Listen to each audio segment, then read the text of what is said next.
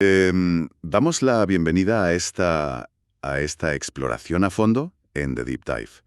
Para la sesión de hoy, tenemos por delante un análisis exhaustivo sobre la psicología humana, la sanación y, bueno, una disciplina clínica verdaderamente fascinante.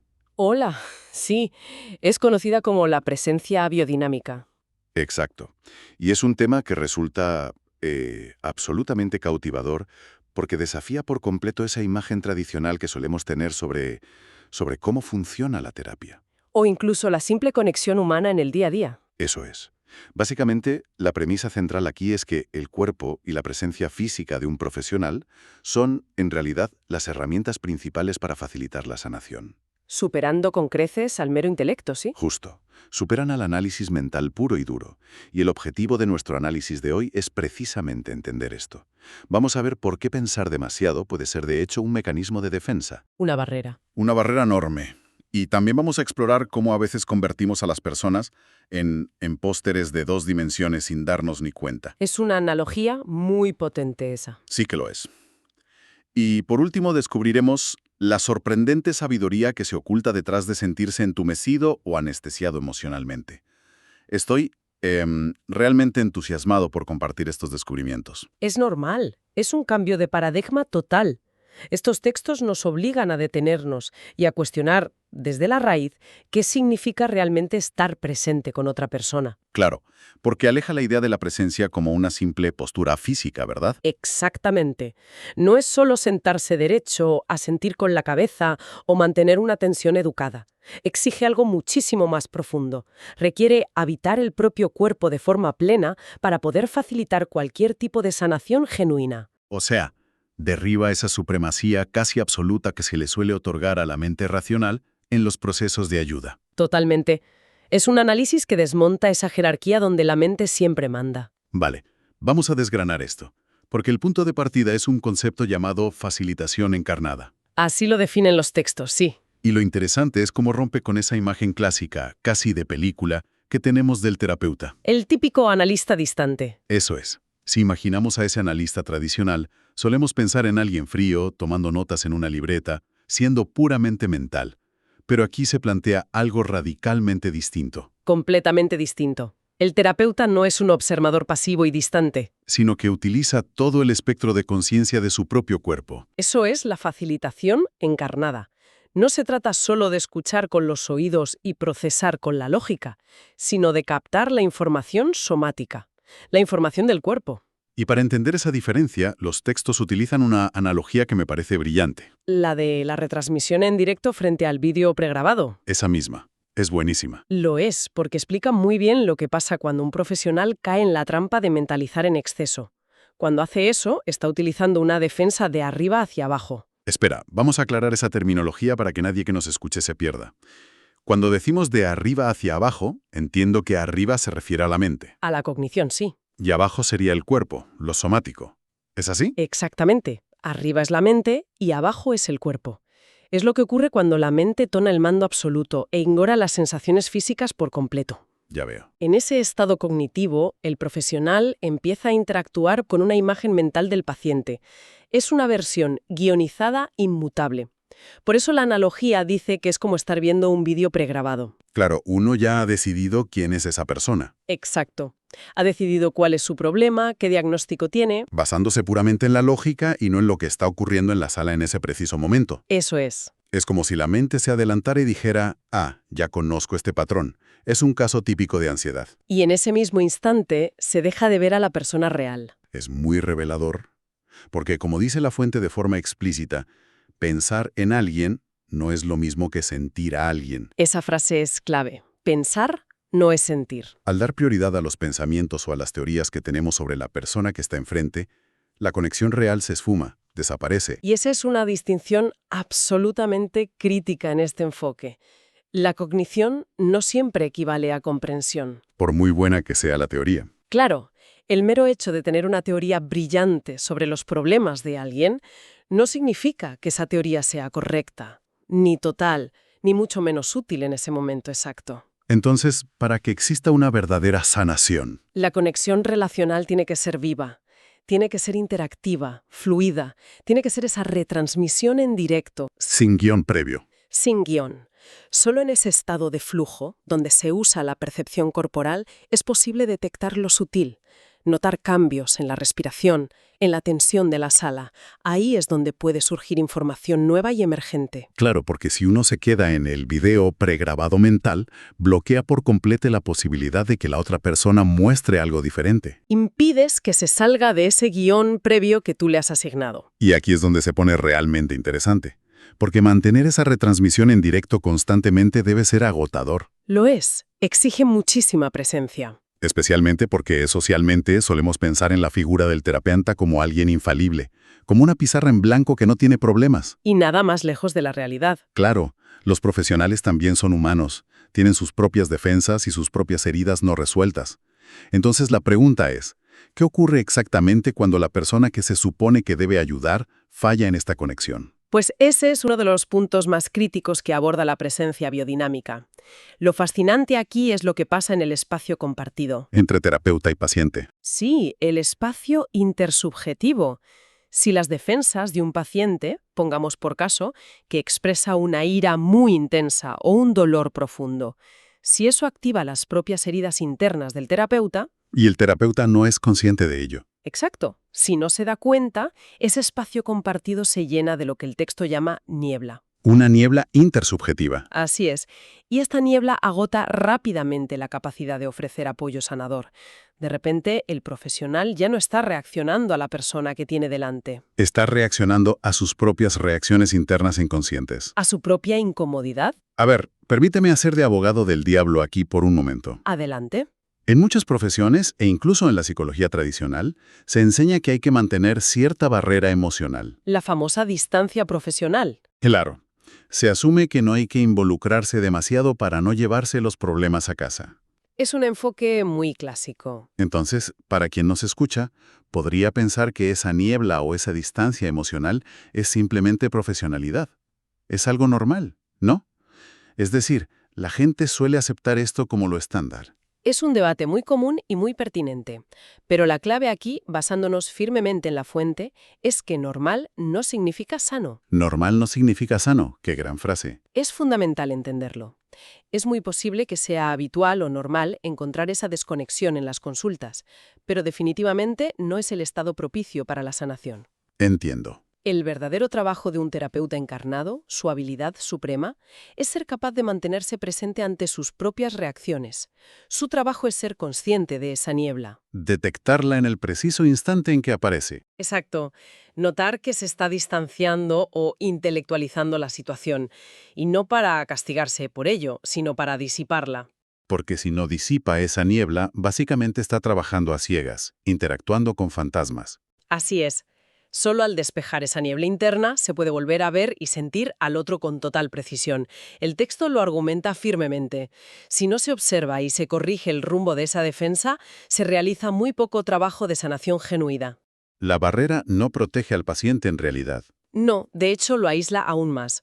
Esa idea de corregir el rumbo me parece vital, y me lleva a la que creo que es la analogía visual más impactante de toda esta disciplina.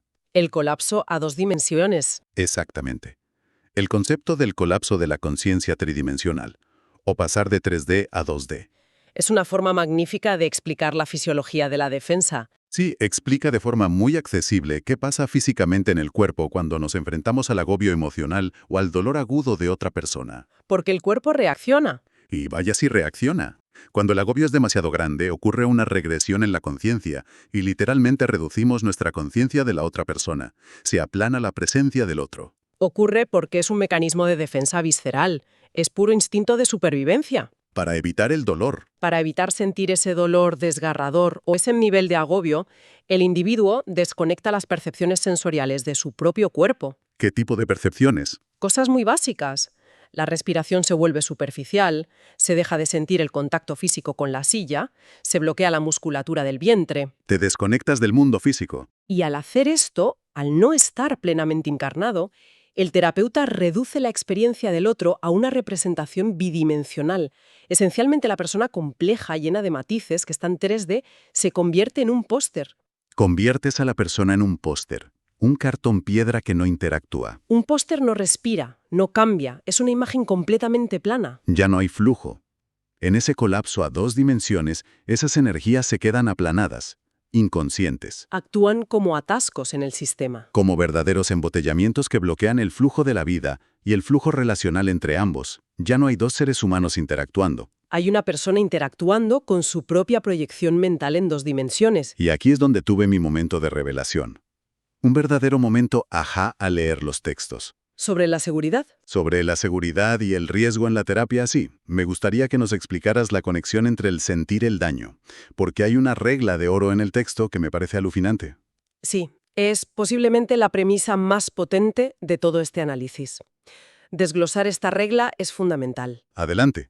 La regla establece que, mientras el terapeuta pueda sentirse dentro de sí mismo, es imposible que cause daño al otro.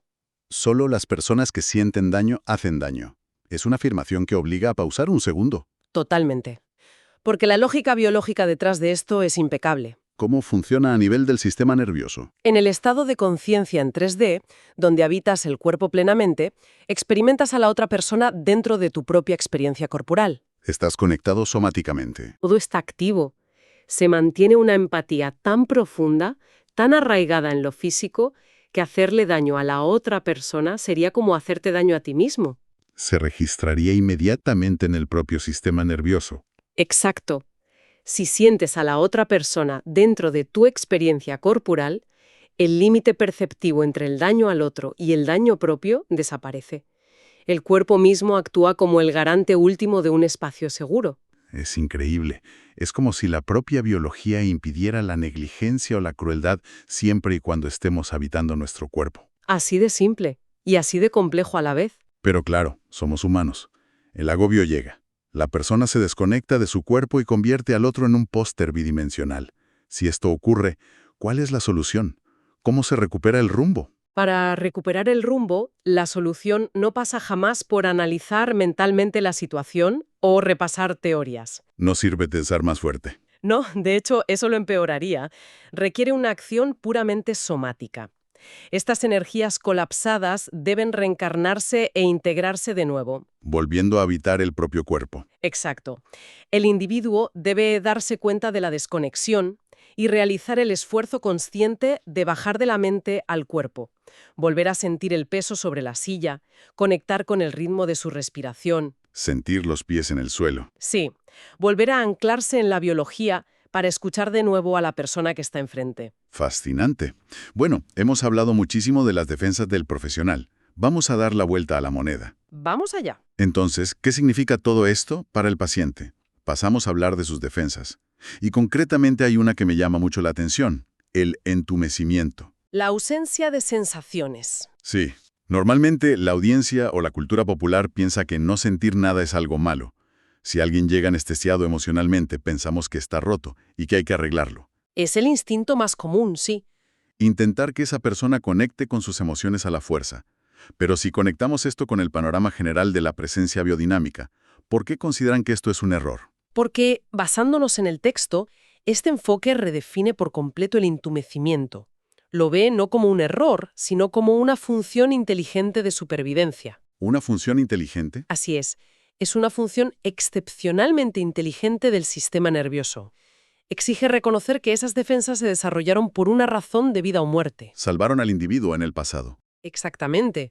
Ante un trauma insoportable o una amenaza abrumadora en el pasado, el sistema nervioso de esa persona necesitó desconectar las percepciones sensoriales para no colapsar. Es como si la instalación eléctrica de una casa recibiera una subida de tensión enorme. El sistema baja los plomos para evitar un cortocircuito que lo queme todo. Es una analogía perfecta. Es un mecanismo para evitar la destrucción total. El entumecimiento salvó su psique. Pero claro, ahora esos plomos bajados le impiden sentir alegría o conexión en el presente. Ese es el coste de la supervivencia, sí. Y entonces, ¿cuál es la aplicación clínica aquí? Porque el instinto del terapeuta novato sería intentar subir esos plomos de golpe. Y hacerlo sería un error catastrófico. El objetivo terapéutico nunca es forzar a sentir.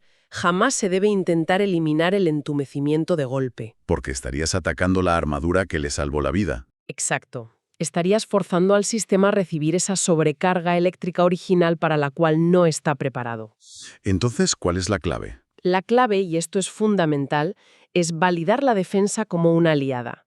Si alguien dice que no siente nada, el trabajo es ayudar a la persona a hacer consciente esa protección en un entorno seguro. Agradecer a la anestesia su función. Sí, honrarla.